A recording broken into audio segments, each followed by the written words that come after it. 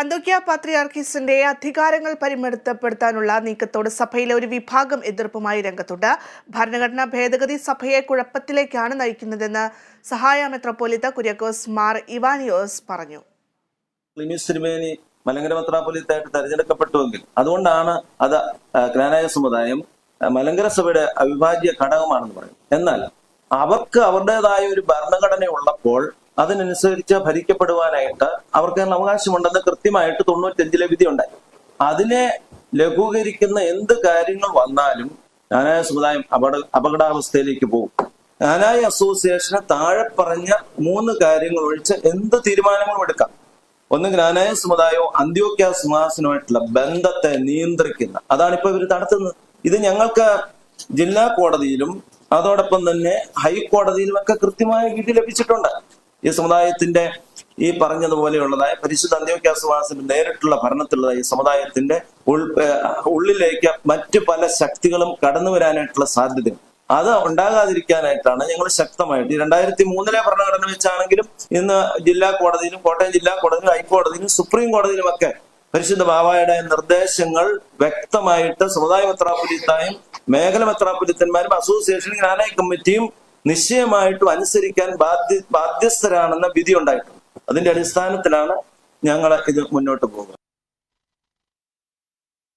വാർത്തയുടെ വിശദാംശങ്ങളുമായി John Lawrence ചേരുന്നുണ്ട്.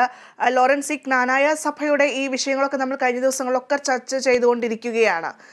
അതായത് ഈ സെവോറിയസ് പിതാവിനെ അദ്ദേഹത്തെ സഭയിൽ അതായത്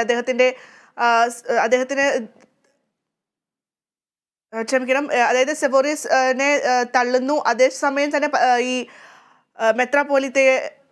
പാത്രിയോർക്കാസിന്റെ ഇടപെടൽ ഉണ്ടാകുന്നു. ഇതൊക്കെ തന്നെയാണ് ഈ ജ്ഞാനായ സഭയിൽ ഏറ്റവും കൂടുതൽ വിള്ളൽ ഉണ്ടാക്കുന്നത്. ഇപ്പോൾ ഇതാ നോക്കുമ്പോൾ 2 വിഭാഗമായി തിരിഞ്ഞുകൊണ്ടാണ് ഇപ്പോൾ ഒരു യുദ്ധ സമാനമായ രീതിയിലേക്ക് കാര്യങ്ങൾ കടന്നുകൊണ്ടിരിക്കുന്നത്. എന്തായാലും ഇന്നിപ്പോൾ നിർണായക യോഗങ്ങൾ ചേരുകയാണ് എന്നുള്ളതാണ് കോട്ടയത്ത് ഏറ്റവും പ്രധാനമായി എടുത്തു പറയാനുള്ളത്.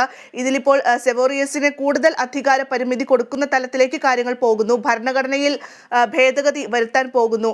ഈ പാത്രിയാർക്കീസിനെ കൂടുതൽ അധികാരങ്ങളിൽ നിന്ന് മാറ്റാൻ പോകുന്നു. ഇത്തരം കാര്യങ്ങളാണ് ചർച്ചയായി വരാൻ പോകുന്നത്. എന്തൊക്കെ കാര്യങ്ങളായിരിക്കും? ഇത് കൂടുതൽ കലുഷിതത്തിലേക്കാണോ പോകുന്നത്? ഭദ്ര, തീർച്ചയായിട്ടും ഭദ്ര പറഞ്ഞതുപോലെ തന്നെ ഈ ജ്ഞാനായ സഭയുടെ ഈ ഭരണഘടനാ ഭേദഗതി സമ്മേളനം ഇത് ഇന്നിപ്പോൾ കേരളത്തിൽ മാത്രമല്ല ആഗോളതലത്തിലും വളരെ ശ്രദ്ധിക്കപ്പെടുന്നു എന്നുള്ളതാണ് ഇതിലൊരു പ്രധാനപ്പെട്ട വിഷയം. കാരണം ഒരു സിറിയൻ പാരമ്പര്യം പിന്തുടരുന്ന സഭകൾ കേരളത്തിൽ മാത്രമല്ല പുറത്തുമുണ്ട്. അതുകൊണ്ട് തന്നെ ഈ സഭകളുടെ എല്ലാം തന്നെ ആത്മീയ പദവിയിലിരിക്കുന്ന പാത്രിയാർക്കീസ്മാരുടെ അധികാരങ്ങളെ പരിമിതപ്പെടുത്തുന്ന അല്ലെങ്കിൽ നിയന്ത്രിക്കുന്ന രീതിയിലേക്ക് പ്രാദേശിക സഭകൾ പോകുന്നുണ്ട്.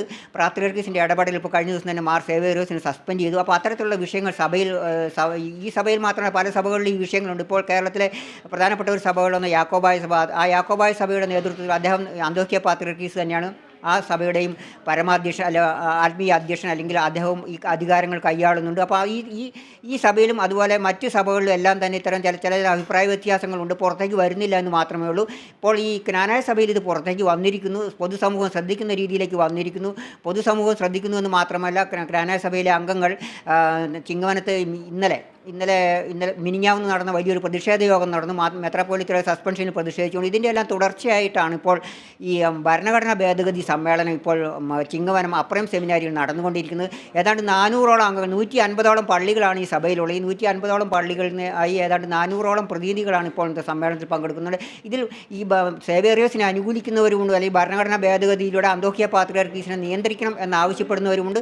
അതല്ല, അദ്ദേഹത്തെ നിയന്ത്രിക്കേണ്ടതില്ല, ഭരണഘടനാ ഭേദഗതി പാടില്ല എന്ന് പറയുന്ന ആളുകളും ഈ യോഗത്തിൽ പങ്കെടുക്കുന്നുണ്ട്. അപ്പോൾ പ്രധാനമായും 10ലധികം ഭേദഗതികളാണ് ഇപ്പോൾ കരട് ഭേദഗതിയായിട്ട് അംഗങ്ങൾക്ക് വിതരണം ചെയ്യുക. ഈ വിഷയങ്ങളാണ് ഇപ്പോൾ ഈ കരട് ഭേദഗതികളാണ് ഇപ്പോൾ ഈ അസോസിയേഷൻ സമ്മേളനം പരിഗണിച്ചുകൊണ്ടിരിക്കുന്നത്. അതിൽ പ്രധാനമായും അന്തോക്യ പാത്രിയാർക്കീസിന് ഈ ജ്ഞാനായ സഭയിൽ ഭരണഘടന പ്രകാരം വലിയ അധികാരങ്ങളാണുള്ളത്.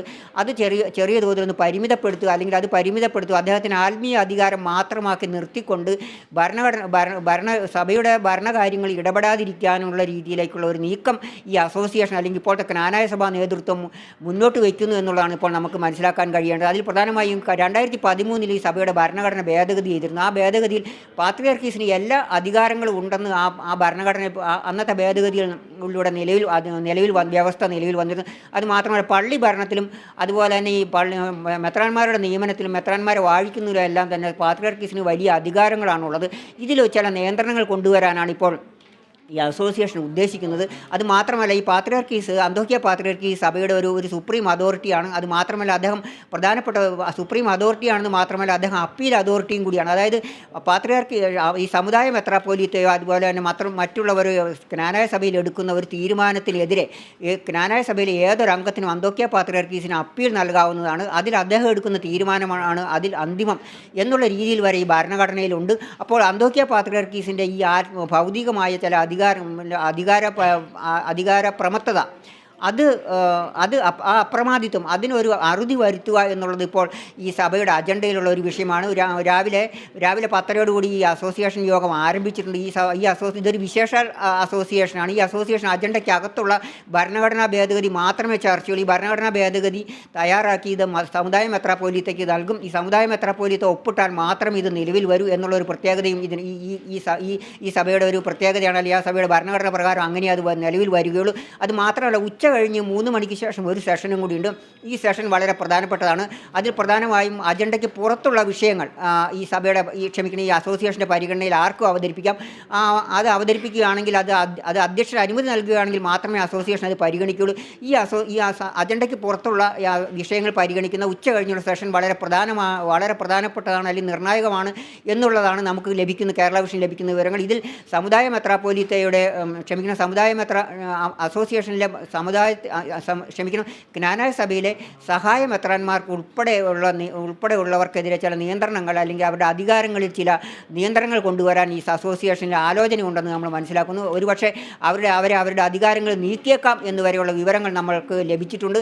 എന്നിരുന്നാൽ ഈ ക്നാനായ സഭയുടെ ചരിത്രത്തിലെ തന്നെ ഏറ്റവും നിർണായകമായ ഒരു അസോസിയേഷൻ യോഗമാണ് ഇപ്പോൾ ചിങ്ങവനത്ത് നടന്നുകൊണ്ടിരിക്കുന്നത്. ഭദ്ര ലോറൻസ്, ഇതിൽ മറ്റൊരു പ്രധാനപ്പെട്ട കാര്യം കൂടിയുണ്ട്. അതായത് ഇപ്പോൾ നേരത്തെ ആ മെത്രാപ്പോലിത്തമാർ നമ്മൾ കേട്ടതാണ് ആ മെത്രാന്മാർ പറയുന്നത്. അതായത് ഈ പാത്രിയാർക്കീസിന് അത്രയധികം അധികാരങ്ങൾ ഉണ്ട്, അത് കോടതി പോലും അനുവദിച്ച ഒരു കാര്യമാണ്. നേരത്തെ ലോറൻസ് പറഞ്ഞതുപോലെ തന്നെ 2013 ആ ഒരു സംഭവമൊക്കെ എടുത്തു പറയുമ്പോൾ കോടതി അടക്കം കയറി ഇറങ്ങിയിട്ടുള്ള ചില വിഷയങ്ങളാണ്.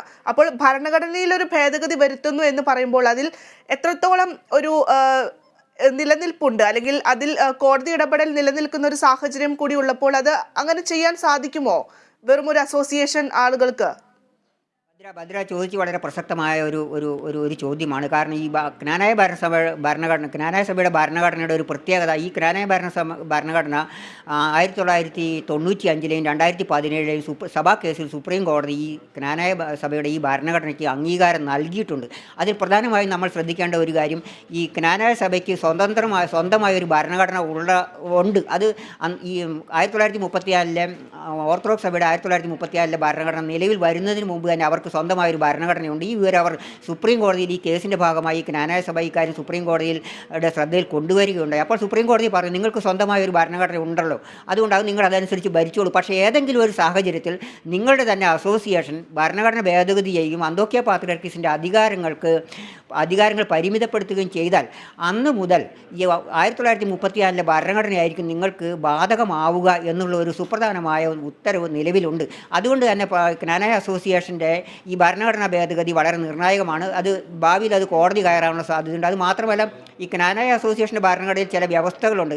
ചില കാര്യങ്ങൾ, അതായത് അന്തോക്യ പാത്രിയാർക്കീസും ക്നാനായ സഭയും തമ്മിലുള്ള ബന്ധങ്ങളെക്കുറിച്ച് വ്യവസ്ഥ ചെയ്യുന്ന അല്ലെങ്കിൽ ഭരണഘടനയിലെ ആ വ്യവസ്ഥകൾ ഒരു കാരണവശാലും മാറ്റാൻ പാടില്ല എന്നുള്ള രീതിയിലുള്ള ചില വ്യവസ്ഥകൾ ഈ ഭരണഘടനയിൽ ഉണ്ട് എന്നാണ് പറയപ്പെടുന്നത്. അപ്പോൾ അത് മാറ്റാനാണ് അസോസിയേഷൻ്റെ തീരുമാനമെങ്കിൽ അത് ഭാവിയിൽ കോടതി കയറാൻ സാധ്യതയുണ്ട്. അതൊരു പക്ഷേ സഭയ്ക്ക് തിരിച്ചടിയാവാൻ സാധ്യതയുണ്ട്. പക്ഷേ ഒരുപക്ഷേ ഈ ഭരണഘടനാ ഭേദഗതിയെല്ലാം തന്നെ അവർ നിയമജ്ഞരുമായിട്ടൊക്കെ ആലോചിച്ചിട്ടായിരിക്കും ചെയ്യുക. അപ്പോൾ അതിൽ തന്നെ പാത്രിയാർക്കീസിൻ്റെ ഈ അധികാരങ്ങൾ നിലനിർത്തുകയും സഭാ മെത്രാപ്പോലീത്തയ്ക്ക് കൂടുതൽ അധികാരങ്ങൾ നൽകുകയും ചെയ്യുന്ന രീതിയിലേക്കായിരിക്കും ഈ ഭരണഘടനാ ഭേദഗതികൾ വരിക എന്നാണ് നമ്മൾ മനസ്സിലാക്കേണ്ടത്. അതുമാത്രമല്ല പാത്രിയാർക്കീസിൻ്റെ പല അധികാരങ്ങളും അവർ വെട്ടിക്കുറയ്ക്കാൻ പോകുന്നു എന്ന് നമ്മൾ മനസ്സിലാക്കുന്നു. ഇതെല്ലാം തന്നെ വളരെയധികം ശ്രദ്ധയോടെ ചെയ്യേണ്ട ഒരു വിഷയമാണ്. അത് അവർ ആ രീതിയിൽ തന്നെയായിരിക്കും ചെയ്യുക. കാരണം സുപ്രീം കോടതിയിലെയും ഹൈക്കോടതിയിലെല്ലാം തന്നെ നിയമജ്ഞരുടെ നിയമോപദേശത്തെ തുടർന്നാണ് ഈ ഭരണഘടനാ ഭേദഗതിയുടെ കരട് തയ്യാറാക്കിയിട്ടുള്ളതെന്നാണ് നമ്മൾ മനസ്സിലാക്കേണ്ടത്.